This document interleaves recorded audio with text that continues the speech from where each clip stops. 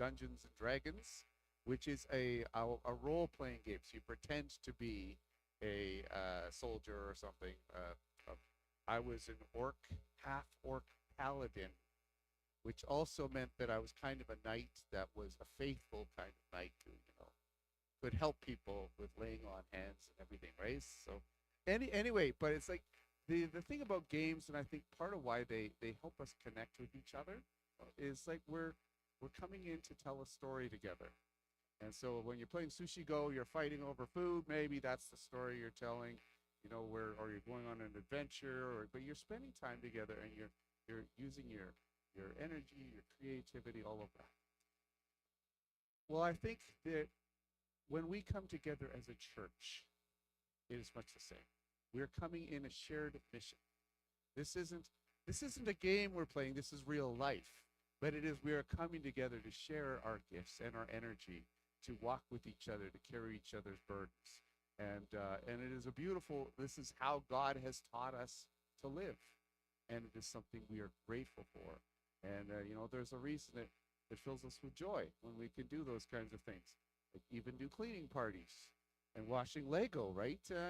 We get lots and lots of Lego and chairs and all kinds of stuff we got to do yesterday. But these things bring us together. Like when we have a shared work, when we share our work, when we share our play, when we share our life together. It's how we're meant to be, and it's beautiful. Amen. One of the beautiful things that we do together as well. We come, we sing, we pray, and we listen to God's word as well. So I'd like to open, we're going to open to 2 Corinthians chapter 10. Today we are continuing our series on the fruits of the Spirit, and we are getting close to the end. We are on the spirit of gentleness. So let's hear from Paul in 2 Corinthians chapter 10. It says, "By the humility and gentleness of Christ, I appeal to you. I, Paul, who am timid when face to face with you, but bold toward you when away, I beg you that when I come, I may not have to be as bold as I expect to be towards some people who think that we live by the standards of this world. For though we live in the world, we do not wage war as the world does. The weapons we fight with are not the weapons of the world. On the contrary, they have divine power to demolish strongholds. We demolish arguments and every pretension that sets itself up against the knowledge of God. And we take captive every thought to make it obedience to Christ. And we will be ready to punish every act of disobedience once your obedience is complete. You are judging by appearances. If anyone is confident that they belong to Christ, they should consider again that we belong to Christ just as much as they do. So even if I boast somewhat freely about the authority the Lord gave us for building you up rather than tearing you down, I will not be ashamed of it. I do not want to seem to be trying to frighten you with my letters. For some say his letters are weighty and forceful, but in person he is unimpressive, and his speaking amounts to nothing. Such people should realize that we are in our letters when we are absent. We will be in our actions when we are present. We do not dare to classify or compare ourselves with some who commend themselves. Whether they measure themselves by themselves and compare themselves with themselves, they are not wise. We, however, will not boast beyond proper limits, but will confine our boasting to the sphere of service God himself has assigned to us, a sphere that also includes you. We are not going too far in our boasting, as would be the case if we had not come to you, for we did get as far with you as with the gospel of Christ. Neither do we go beyond our limits by boasting of work done by others. Our hope is that, as your faith continues to grow, our sphere of activity among you will greatly expand, so that we can preach the gospel in the regions beyond you. For we do not want to boast about work already done in someone else's territory, but let the one who boasts boast in the Lord. For it is not the one who commends himself who is approved, but the one whom the Lord commends. I want to read a few words quickly from chapter 11 because it continues the speech. But it's like he says, I do not think that I am in the least inferior to super apostles, right? He says, I may indeed be untrained as a speaker, but I do have knowledge. We have made this perfectly clear to you in every way. Was it a sin for me to lower myself in order to elevate you by the preaching of the gospel of God to you free of charge? I robbed other churches by receiving support from them so as to serve you. All right, word of the Lord. Let's dig in. Well, good morning, class. Oh. I hope you've had your first cup of coffee this morning. I know 8 a.m. is a little much for some of you, and I certainly hear it as soon as you open your mouths to speak. Let me say it's not just bad breath that I get a whiff of. But today in the philosophy of rhetoric, that's, for those of you whose brains aren't quite awake yet, that's learning how to talk good if your brain is still stuck in your pillow somewhere. We are examining today a historic battle between two schools of thought in ancient Greece, the Sophists and the Platonists. So the first ones, the Sophists, right? You could see the guy in the middle there. There's there's an old guy and a young guy. Okay, so the old guy is the Sophist, and his name is Protagoras, right? And Protagoras, loved how rhetoric could be used to win arguments. And he would say, take the weaker argument and champion it. But how he argued, using emotion, using examples, right? He would sway the audience towards his side, even if his side wasn't the true side. But he could still win. And he thought this was brilliant. Brilliant way for me to show off my skill and my speaking, that I have, that people would have then turned to him and say, how wise you are. Your style and skill are fantastic, and you have crushed the little people who dared challenge your extreme skills and your wisdom. His opponent, though, representing Plato, is the younger man on the left, and his name is Socrates. And Socrates, of course, is the man that Plato made up to represent his views. So Plato, in the voice of Socrates, clearly disagrees with Pythagoras that winning the game of the speech is the thing. Plato argues that we should be trying to discover the truth. That's the point. Otherwise, we're just using words and ideas to manipulate our audience so that they follow us in doing our own things.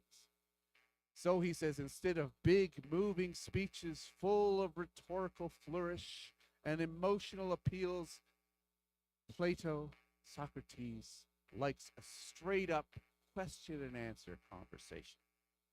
Explain your position. Let me ask questions. Dig deeper. That's the best way to find truth, real virtue, right? The good stuff. And really, isn't that better?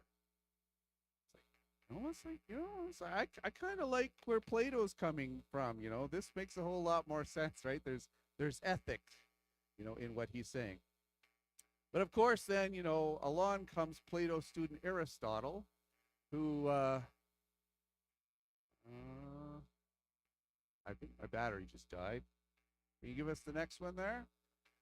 Aristotle, who kind of was trying to find a way to kind of bring the two sides together, right? So we could really value rhetoric, speech. So he came up with the rhetorical triangle. He characterized persuasion into three appeals. There was ethos. So we're talking about the speaker's credibility and moral character. It's who they are that matters and whether you're going to listen to them. You'll have the pathos, right? So this is appealing to the audience's emotions. And then they'll have the logos, which is the logic and the reasoning, right? So it's all three of those things together, right? And so from there, right, the Greeks went and they ran with this big field of rhetoric as a big deal set of skills to be honed, right? I mean, here we have some of the three biggest names in Greek history talking to each other, right? Pythagoras, Plato, Aristotle, right? So it's like, well, what's the big deal? Well, let's learn to talk real good so that we can talk big and get people going our way, right?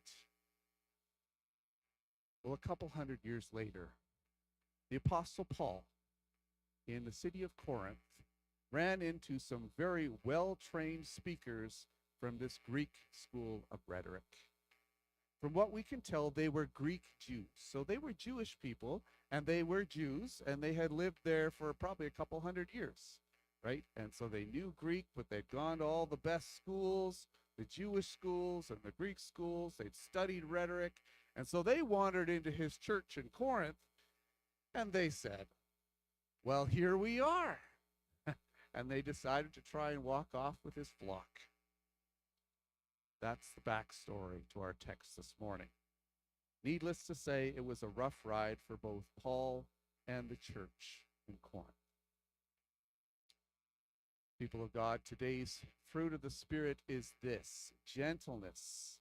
A few weeks ago, it showed up in another one of our sermons, and I explained that the word gentleness comes across like a sweet reasonableness, especially in a conflict when you're fighting with each other, so that you don't get heated, but you're just patient, calm, explaining your position on things, right? But as a fruit of the Spirit, it relies heavily on some deep roots in godly character, and that's where Paul's going to help us dig in a bit, right? So the question, of course, then is, well, does gentleness and humility win against sophisticated rhetoric? That's what Paul is arguing for here today. So let's dig in together. There we are. Nice work. She sees me raise my thing, and off she goes. Beautiful. Here's an overview of what we know of Paul's interactions with the church in Corinth. Paul started the church in around 50 AD, and he worked there for 18 months as a tent maker to support himself, right? So he talks about, I don't want to be a burden to anyone, right? I'm just going to be a tent maker. This is my day job, and then I'm kind of working on the side for the king. So we know he was working there for 18 months. Then he went on to other churches. So there was an early letter that he did. Then we see 1 Corinthians, the letter there, where we start to see that there's issues. Like, this is where he starts to confront some of these false teachers. And then he has a painful visit, it talks about. And so this is the visit that did not go well. And where it's just like, they were trying to steal his flock, and so he's trying to call them back, and they just, these super apostles, the rhetoric guys were like not impressed with him at all. So it's like, but then the people also weren't responding well either. It was just painful. So it was just, the church is being torn apart by these false teachers, and he's just hasn't been successful in getting them to turn around. Yes, he started the church, but here it is, it's going all over, and he doesn't know what to do. So then he writes a severe letter. This is where he really confronts some of the tough things. Now, we don't have the severe letter, but we do have what comes next, which is 2 Corinthians.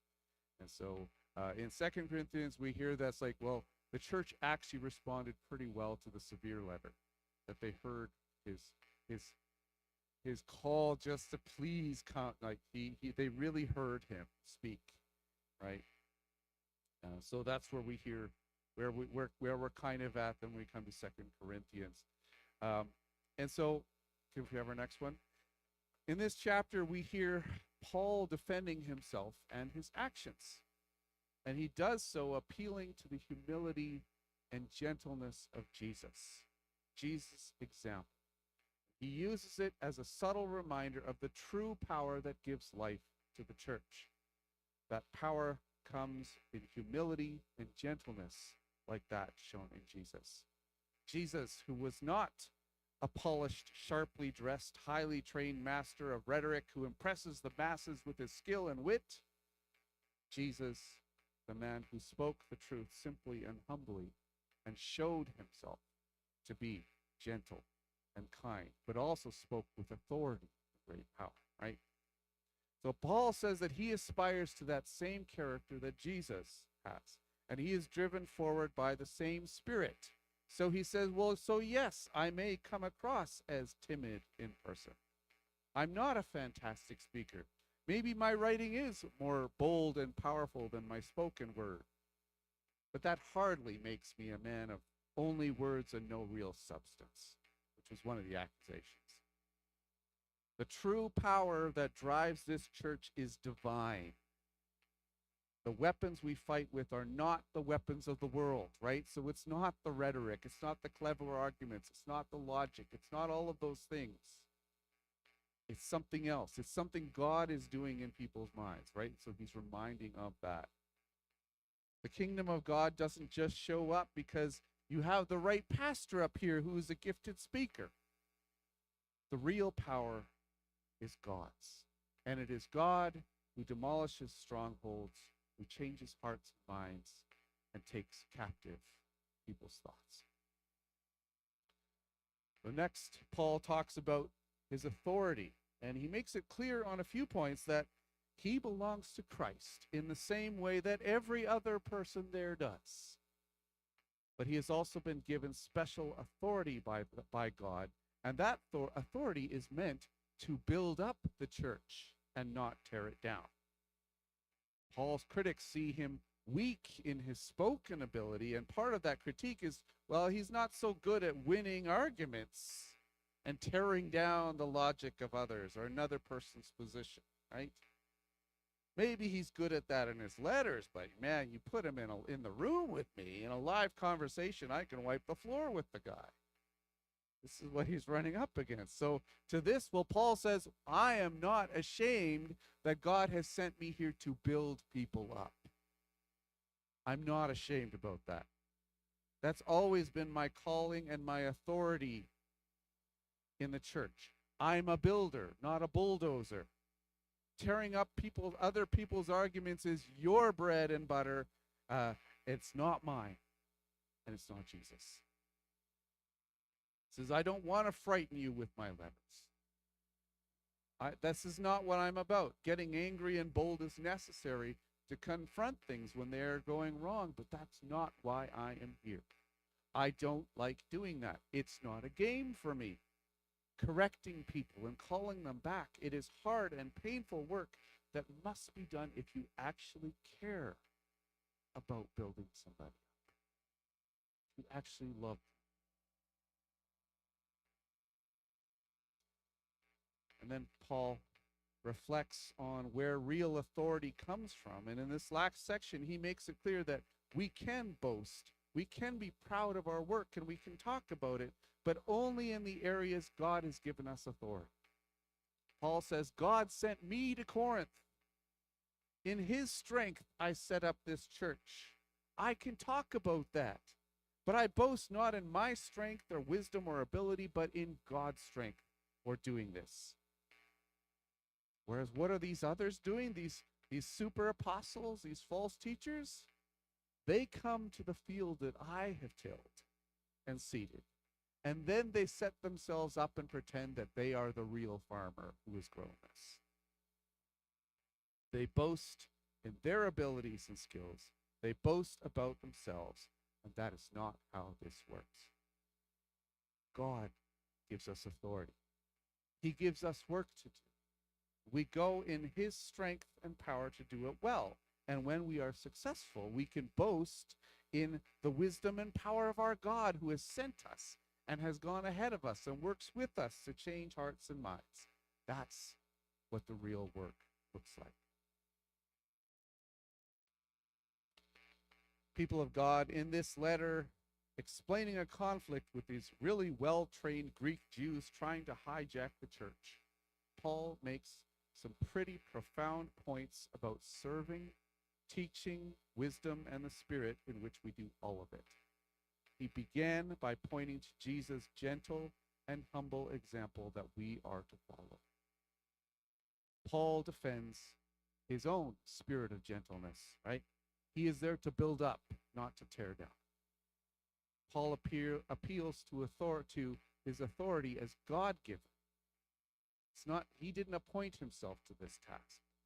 He says, we serve God humbly where he has given us, boasting in his power, his wisdom, and his strength.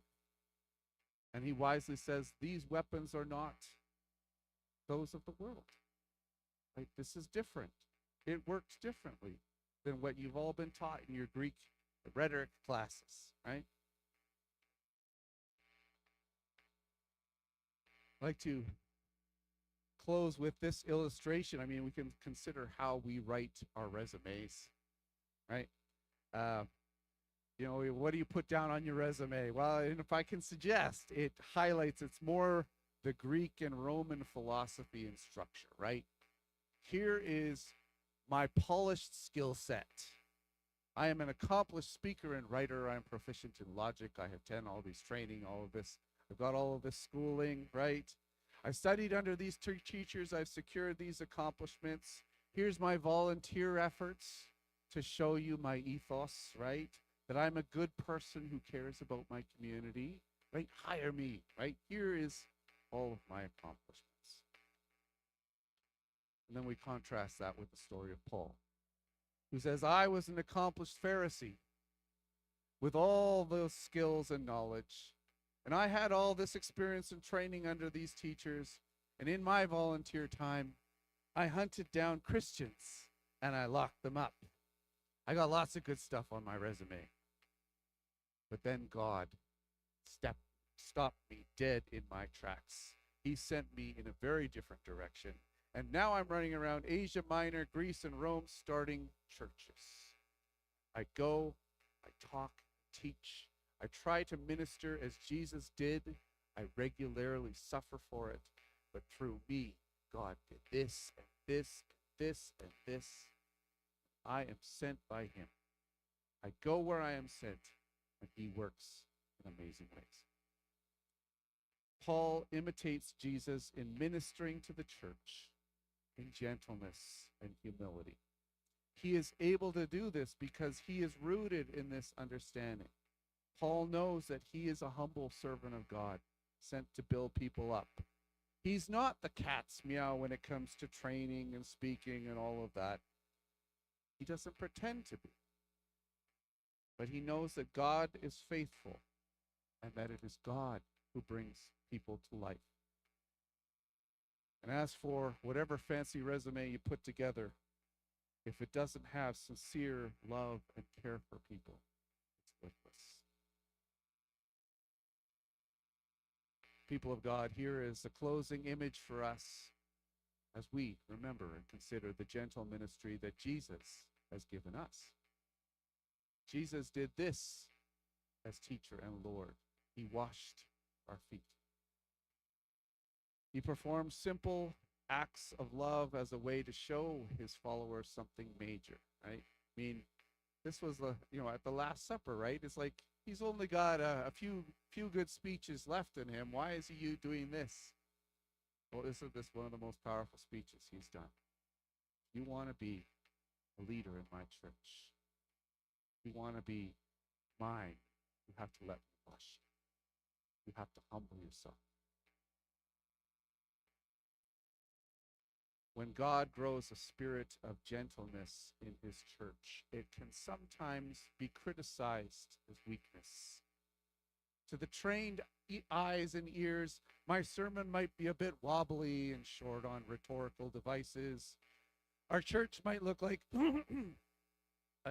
maybe our church looks like a bunch of sheep milling about aimlessly.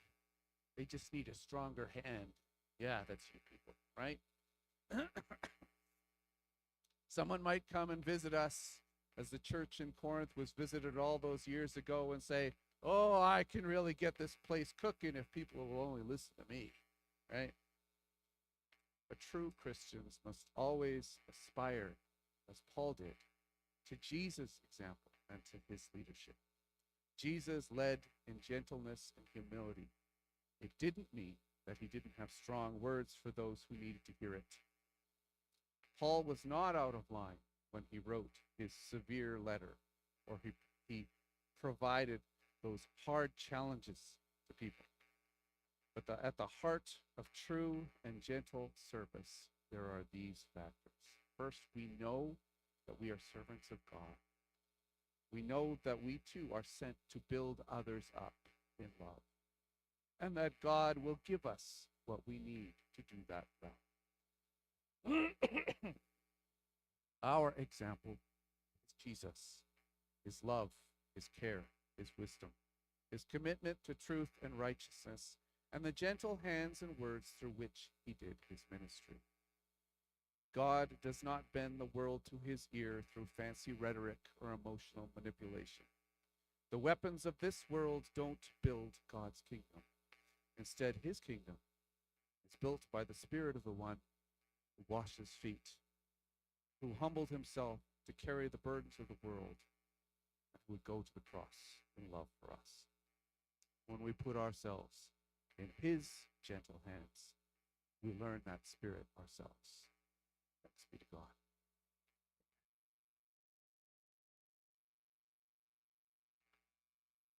Let's stand and sing together.